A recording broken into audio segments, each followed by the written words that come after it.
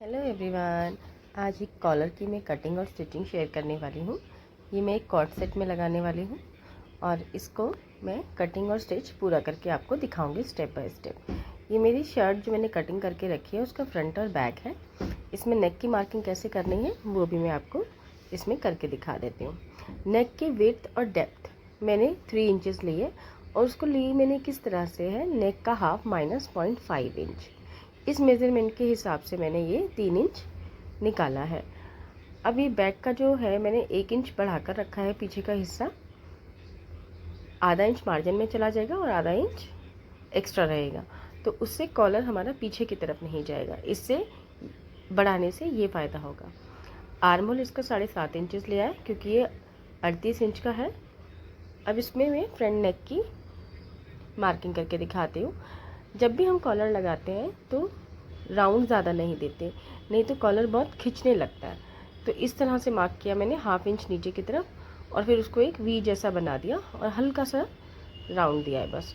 अब यहाँ से हम ये वाला हिस्सा काट देंगे, जो कटिंग तो क्योंकि एक साथ की थी ना, तो फ्रंट पार्ट की कटिंग कर लेंगे। नेक की भी कटिंग मैंने कर दी है। अब इसमें हम आगे एक प्लेकेट सी बनाएंगे। इसमें कोई बटन पट्टी मुझे नहीं लगानी है, बस मुझे एक ओपनिंग रखनी है। ये मैंने पेस्टिंग से बना के तैयार किया। ये भी येलो चॉक से मार्क है, ये शायद नज़र नहीं आ रहा ठीक से। ये मैं 5 इंच तक रखूँगी इसकी ओपनिंग, क्योंकि 3 इंचज़ पे मैंने इसका नेक कटिंग किया है। अब इसको मैं बंद कर लेती हूँ फिनिशिंग करने के लिए पेस्टिंग वाले हिस्से को। अब इसका ना निशान जो मार्क करना है वो मैं दिखाती हूँ। मैंने एक तरफ तो निशान लगा लिया, लेकिन दूसरी तरफ निशान सेम टू सेम कैसे आएगा, तो उसके लिए एक सिंपल सा तरीका ये है कि सुई में से धागा निकाल दें। ये मैं 5 नंबर का ही स्टिच लगा रही हूँ और इस तरह से जहाँ पे निशान है उसके ऊपर मशीन चला दें, खाली मशीन चला दें। अब देखिए मेरे निशान दोनों तरफ इक्वल ट्रेस हो गए। ये देखिए 8 इंच के करीब ये मेरा बनके तैयार हो जाएगा। मुझे 8 इंच ही बनाना है। अब इसको पहले हम फिनिशिंग कर लेंगे, फिर उसके बाद में कॉलर की कटिंग करना आपको दिखाऊंगी। इसमें मैंने कॉलर बिल्कुल अलग तरीके से काटा है।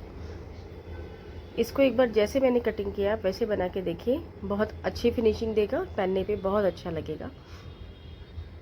इस प्लेकेट को हम पहले फिनिश कर लेंगे। पीछे से एक बार ज़रूर चेक कर लें, कुछ ऊपर नीचे ना हो जाए। इसको कटिंग करने के बाद मैं प्रेस करके इसको पलट दूँगी। जैसे नेक फिनिश करते हैं ना, मैं वैसे ही फिनिश करूँगी। इस पर मैं तुरपाई नहीं करूँगी क्योंकि ये मेरा कॉर्ड सेट है, तो तुरपाई इस पर कम ही अच्छी लगती है। इसको मजबूती देने के लिए इसके ऊपर से किनारे मार्जिन को आगे की तरफ करते हुए जैसे हम लगाते हैं सिलाई, वैसे एक सिलाई लगा लें ताकि नेक पे मजबूती रहे। कॉलर लगा है, कोई ओपनिंग नहीं है, तो पहनने में ज़्यादा प्रॉब्लम ना हो, खुले ना। इसको मैंने प्रेस कर लिया। अब ऊपर से मैं इसमें एक सिलाई और लगा दूँगी क्योंकि मुझे इस पर तुरपाई नहीं करनी है। इस तरह से मैंने इस पर लगा दिया है। अब एक्स्ट्रा पार्ट हम कट कर लेंगे। इसके ना कंधे जोड़ लेते हैं, जो फ्रंट और बैक वाला पार्ट है वो हम इसको जॉइन करके रखते हैं और फिर उसके बाद हम नेक को मेज़र करेंगे कि नेक हमारा कितना तैयार चाहिए हमें कॉलर के लिए। ये मैंने इसको जॉइन करके रख लिया। अब मैं दिखाती हूँ आपको कॉलर कैसे कट करना है। जैसे निशान में लगा रही हूँ वैसे ही आप निशान लगाएं। ये मैंने फोल्ड पेस्टिंग पेपर लिया है। इसमें नीचे स्ट्रेट लाइन लगाने के बाद मैंने 3 इंच, जितनी मेरी नेक की विड्थ थी उतना निशान लगा दिया। ऊपर की तरफ मैंने ये फोल्ड साइड पे मैंने हाफ इंच निशान लगाया। अब ये 3 इंच की मेरा तैयार है पेस्टिंग। ऊपर से मैं 2 लाइन जितना निशान लगाऊंगी और ऊपर भी 3 इंच के करीब निशान लगा दूंगी। इसको ना हम एकदम स्ट्रेट मिला रहे हैं। अभी मैंने नेक को मेज़र नहीं किया है, मैं एक रैंडम निशानी लगा लेती हूँ। अभी सारे निशान मैं सीधे कर लूँगी। मतलब इसकी जो चौड़ाई है मेरी 2.75 इंच तैयार है। अब ये जो मैंने 3 इंच का निशान लगाया था, इसको हम इस तरह से हल्की सी गोलाई देते हुए मिला देंगे जैसे नेक राउंड होता है। और यहाँ पे मैंने ओपन साइड पे 1 इंच निशान लगाया था, तो इस निशान को 1 इंच वाले से इस तरह से शेप दे करके मैंने इसको मिला दिया। अब नेक की फाइनल जो लंबाई है उसको लेने के लिए पहले हम नेक राउंड देख लेते हैं कितना है। इसको कहीं से भी खींचना नहीं है, जैसे बिल्कुल आराम से मेज़र करना है, बिल्कुल धीरे धीरे। कहीं से भी अगर खींच गया तो कॉलर ठीक से नहीं मेज़र होगा और छोटा बड़ा पड़ जाता है। अब फोल्ड साइड से मैं नाप रही हूँ, मेरे को चाहिए 7.75 यानी कि 7.25 इंच। अब बिल्कुल सीधी स्लाइड ऐसे सीधा निशान लगा करके हम इस पर कटिंग कर लेंगे। ये यहाँ पर हल्का सा कर्व बना दें, पॉइंट ना बनने दें। इसको काट करके हम अब कॉलर की फिनिशिंग करते हैं। ये बहुत ही सिंपल सा नेक है, इसमें कोई ज़्यादा इतनी कैलकुलेशन भी नहीं है कि बहुत ज़्यादा मुश्किल है। कोई भी इसको आसानी से बना लेगा, जो पहली बार बना रहा है उसके लिए भी सही है, और जिनको आता है वो तो अलग ही बात है। ये देखिए इस तरह से मैं इसको लगा करके आपको दिखाती हूँ। ये मैंने इसको फैब्रिक पे पेस्ट कर लिया प्रेस से। अब 1/2 इंच का मार्जिन लेते हुए अब इस पर हम स्टिच लगा लेंगे। यहाँ पे हल्का सा मैं कट लगा दूँगी ताकि ये ईज़िली जो हमारा राउंड वाला था पार्ट वहाँ पे ये आसानी से टर्न हो जाए। वैसे अगर मैं इस पर कट ना भी लगाती तो भी ये इजीली मुड़ जाता, क्योंकि फैब्रिक बहुत ही अच्छा था, बहुत फ्लेक्सिबल था।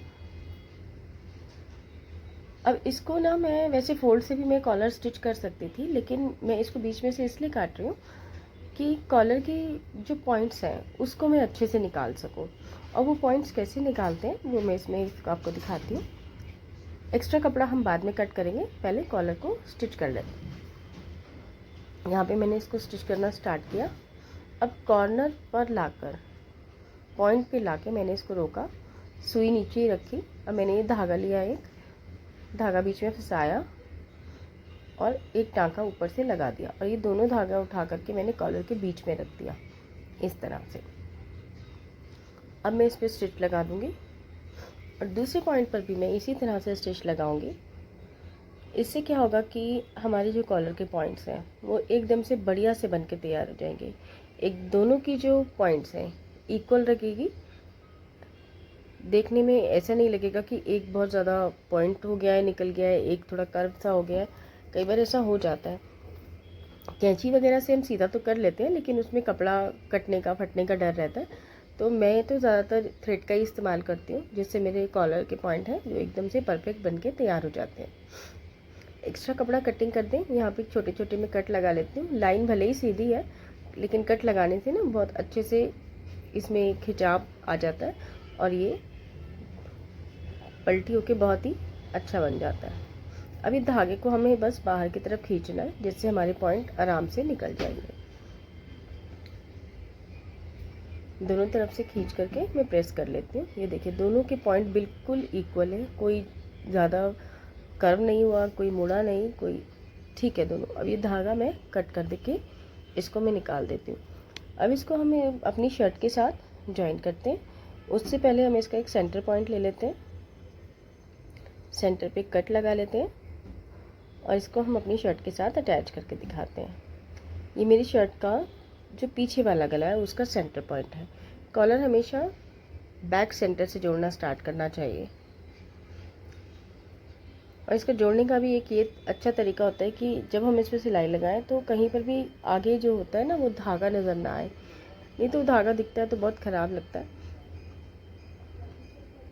इसको धीरे धीरे, बिल्कुल धीरे धीरे हमें जोड़ना है। कहीं पर ना ऊपर वाला कपड़ा खींचना है ना नीचे वाला कपड़ा खींचना है।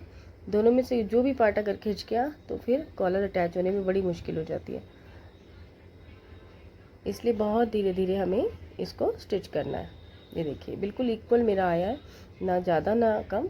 अब इसको मार्जिन को अंदर जाते हुए जैसे हम सिलाई लगाते हैं वैसे इसको रेडी कर लेंगे। अब दूसरा कॉलर भले ही मैं उठा करके अपने कॉर्नर से जोड़ना स्टार्ट कर दूं, लेकिन क्योंकि बीच वाला जो सेंटर पॉइंट था वो बिल्कुल मिल चुका है, तो इसलिए सेंटर मेरा बिल्कुल सही है, आगे पीछे होने का कोई डर नहीं है। अब ये इसको मैंने दूसरे कॉर्नर से जोड़ना स्टार्ट किया था इस तरह से। ये देखिए मेरा कॉलर लग के तैयार हो गया। अब ये मार्जिन अंदर ले जाते हुए मैं इस पर फाइनल स्टिच लगा देती हूँ। अब इसको कैसे लगाएंगे, यहाँ मैंने बिल्कुल कॉर्नर से स्टार्ट नहीं की, थोड़ी सी आगे से स्टार्ट करी, फिर वापस पीछे की तरफ लाई और फिर से कॉलर को घुमा के मैंने फिर स्टिच लगाना इस पर स्टार्ट किया। इससे क्या होगा कि मेरी जो धागा जो कटेगा तो वो कटा हुआ धागा भी मेरा नज़र नहीं आएगा और आगे से बिल्कुल ये मजबूती से भी बन जाएगा।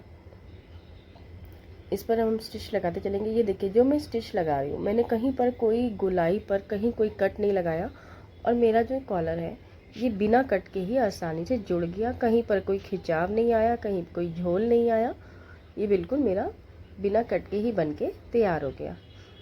एक बार इस तरह से आप कॉलर कट करके देखिएगा। मुझे तो बहुत पसंद आया ये बनाने के बाद और बहुत इजी भी था। एक बार आप ट्राई ज़रूर कीजिए। ये देखिए इसको अब मैं प्रेस करती, इसको इस तरह से पकड़ करके बिल्कुल हाफ इंच मैंने आगे से टर्न करके इस तरह से प्रेस कर दिया। ये मेरा कॉलर बन के तैयार हो गया। मिलती हूँ अगले वीडियो में। Bye bye.